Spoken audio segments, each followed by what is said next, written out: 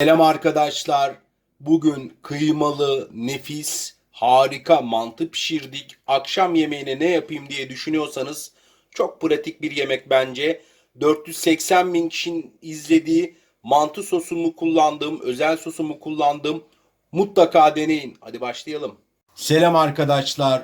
Mantı severler buraya diyorum. Artık bu tariften sonra mantıyı hep bu şekilde pişirip sosunu da özel sosumuzda bu şekilde hazırlayacaksınız ve yiyeceksiniz. Videoya geçmeden önce de lütfen yukarıdan bizi takip alın. Her gün saat 6'da yeni pratik tarif yayınlıyoruz. Mantı suyumuzu iyice kaynattık. Biraz tuz ilave ediyoruz.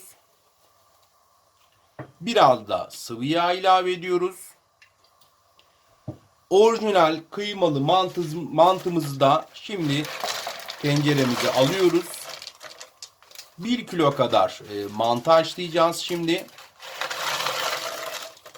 Önce mantımızın güzelce haşlanmasını bekleyeceğiz. Daha sonra muhteşem bir de sos yapacağız. Bayılacaksınız. Şimdi ufak bir borcamıma yoğurt sosumu da yapıyorum. Birazcık yoğurt aldım. İçerisine de sarımsağı seviyorsanız bizim gibi 3-4 diş sarımsak böyle rendeleyebilirsiniz. Ya da sarımsaklı sevmeyenler de varsa mesela çocuklarınız belki sevmeyebilir. Onlara da ayrı bir yoğurt sosu yapabilirsiniz. Şimdi mantıyı haşlıyorum. Mantının suyundan da şöyle bir kahve fincanı alacağım. Bunu yoğurt sosunda çünkü kullanacağım. Gerçekten güzel bir lezzet veriyor çünkü. Bu arada fincanım da güzelmiş ha, kelebekli melebekli. Bunu bir daha bir yerde bulursam alacağım ya. Birkaç parçası kırıldı çünkü. Şimdi yoğurt sosumu güzelce çırpacağım. Mantı sosumun suyundan da içerisine koyuyorum. İyice çırpıyoruz arkadaşlar. Yarım kahve fincanından daha az mantı suyundan, haşladığım sudan koydum. Akışkan bir çünkü yoğurt sosu elde ediyorum. Hani mantının üzerine döktüğünüz zaman o mantıcılarda yediğiniz gibi tamamen yayılsın istiyorum. Koyu bir yoğurt sosu sevmiyorum çünkü. Eğer koyu seviyorsanız yoğurt sosunu ben yarım fincan sudan koydum, mantı suyundan koydum. Daha az da koyabilirsiniz. Size kalmış ama akışkan istiyorsanız böyle benim gibi yarım kahve fincanı koymanız yeterli.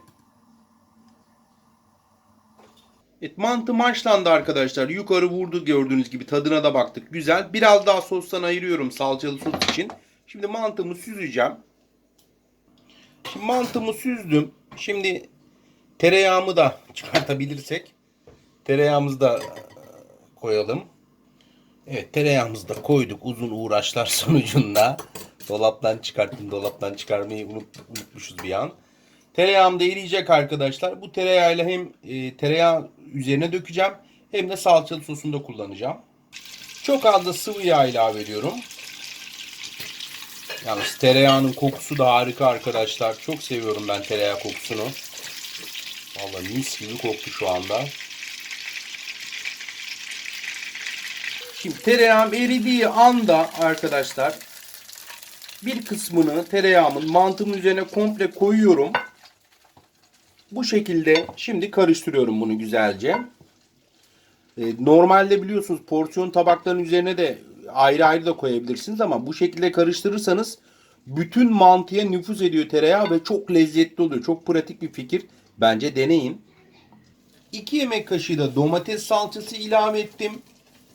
Kalan tereyağımın içerisine biraz da sıvı yağ ilave etmiştim biliyorsunuz.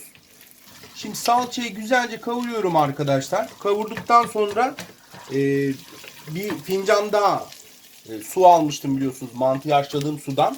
Şimdi onu yavaşça ilave ediyorum. Bismillahirrahmanirrahim. Bu mantının haşlamış olduğunuz sularını sakın dökmeyin. Gerçekten büyük lezzet veriyor.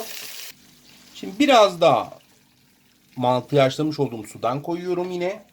Şimdi tam kıvamı bu oldu işte. Gerçekten nefis oldu. Sosu döktüğünüz zaman akışkan bir şekilde olacak mantınız. Mükemmel olacak. Çok seveceksiniz. Daha önce benim mantı sosu tarifimi izleyenler varsa aranızda lütfen yazın. 480 bin kişi uyguladı o sosu. Çok da sevdi. Mutlaka deneyin. Şimdi en güzel zamana geldik. Mantımızı artık servis edeceğiz. Buralar yıkılıyor bu arada. Mükemmel gözüküyor bakın. Dumanı da üstünde mantımızın. Biliyorum belki hepiniz de acıktınız. Diyeceksiniz Serkan Şef hepsini sen mi yiyeceksin? Yiyeceğim vallahi, çok acıktım ya. Hakkınızı helal edin. Yiyeceğim bu sefer. İnanılmaz derecede acıktım. Şimdi kıymalı mantım, orijinal mantım hazır. Üzerine önce o akışkan olsun dediğim yoğurt sosumuz var ya. Önce onu şöyle bir döküyoruz. Misler gibi. Yakın çekim alayım böyle sizin için de. Of, artık şu an kelimeler kifayetsiz kaldı. Şimdi sarımsaklı yoğurdumu döktüm. Şimdi salçalı sosumu da üzerine ilave ediyorum. Bismillahirrahmanirrahim. Bizim Sivaslılar bu sos tarifini çok yapar. Aranızda böyle Sivaslı olan varsa topraklarım yazsın. Eşim de Ordulu, Ordulular da yazsın. Sivas ve Orduluların çok yaptığı mantı ve mantı sosudur. Tabii ki Kayseri de çok güzel yapar bunu. Nanemi ilave ettim. Pul biber birazcık koydum. Mantı sosum hazır. Çok az daha şöyle bir salçalı sostan üzerine de gezdiriyorum. Mükemmel oldu ya. Yemeğe kıyamayacağımız bir tarif oldu. Çok lezzetli oldu. Bir kaşık alayım mı ya? Hadi bak, sizin için, sizi kırmamak adına bir kaşık yiyeceğim şimdi. Bismillahirrahmanirrahim. Şöyle. Hadi bakalım. Bakın sizin de adınıza yiyorum.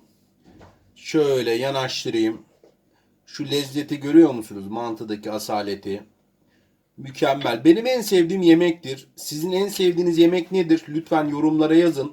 Ya da benden istediğiniz tarifler varsa bu tarifi yapalım mı diye yazın. Mutlaka isminizi söyleyerek videoda onu da yapacağım. Bismillahirrahmanirrahim. Aman ya Rabbim. Harika olmuş ya. Enfes olmuş. Şöyle tabağa da şöyle yakınlaştırayım bakın. Mükemmel olmuş. Mutlaka bu mantı sosumu deneyin. Evinizde mantılarınızı açın. Kıymalı, şöyle nefis, orijinal. Harika olmuş. Mantı tarifim de videolarda var. Yeni bir mantı tarifi daha paylaşacağım. Arkadaşlar her gün saat 18'de yeni pratik tarif yayınlıyorum. Kanalımı takibe alın. Ailemize katılın. Tüm aile bireylerinizle de ailemize katılın. Her gün yeni pratik yemek tariflerini de kanalımızda izleyin. Beğenmeyi unutmayın. Lütfen nokta dahi olsa yorum yazın. Bu bizim için çok önemli. Bizlere destek olun ki her gün yeni tariflerimiz devam etsin. Özellikle Sivaslı ve Ordulu hemşerilerimden yorum bekliyorum. Onlar bu şekilde mantı sosunu çok yapar. Hepinizi seviyorum. Serkan, oh mis.